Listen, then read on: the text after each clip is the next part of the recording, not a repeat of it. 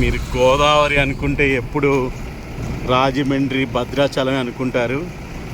మనకి అశ్వాపేట దగ్గరలో 40 కిలోమీటర్ దూరంలో కటుకూరు అనే గ్రామంలో గోదావరి ఉంటుంది. సో ఇక్కడ చేపలు పట్టడం, న్యాచురల్ అరకు పాపి కొండలు అన్న ఫీలింగ్ తీసుకొచ్చి ఆ అద్భుతమైన ప్లేస్ని మీకు చూపిస్తాను. సత్తుపల్లి నుంచి కేవలం 70 కిలోమీటర్ దూరంలో మనకి గోదావరితో పాటు ఆహ్లాదకరమైన పచ్చటి కొండలు, చెట్లు మధ్యలో ఉన్న కటుకూరు గ్రామం విశిష్టత ఇవన్నీ మీకు చెప్తాను. ఇప్పుడు కటుకూరి గ్రామం ముందు శివాలయం వస్తుంది.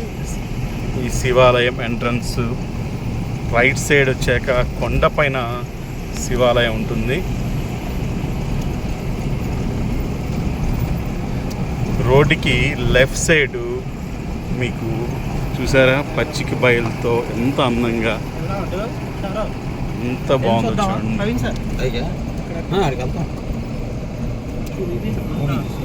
లెఫ్ట్ పోనండి, లెఫ్ట్ పోనండి.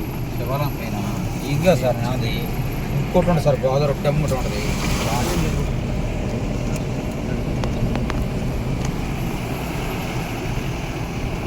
ఇది మే 1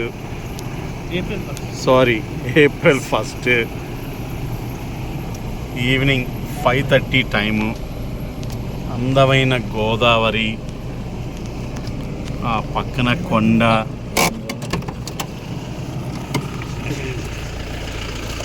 చూడండి ఫ్రెండ్స్ ఎంత అద్భుతంగా ఉందో. సార్ ఇది కటుకూరు గోదావరి. సో ఈ గోదావరి భద్రాచలం నుంచి ఇలాగా రాజమండ్రి వెళ్తుందండి. ఇక్కడ నుంచి కేవలం 20 కిలోమీటర్ దూరంలో మనకి పాపికొండలు ఉన్నాయి, పేరంటాలపల్లి, కోయిదా గ్రామాలు. సో చాలా బాగుంటుంది.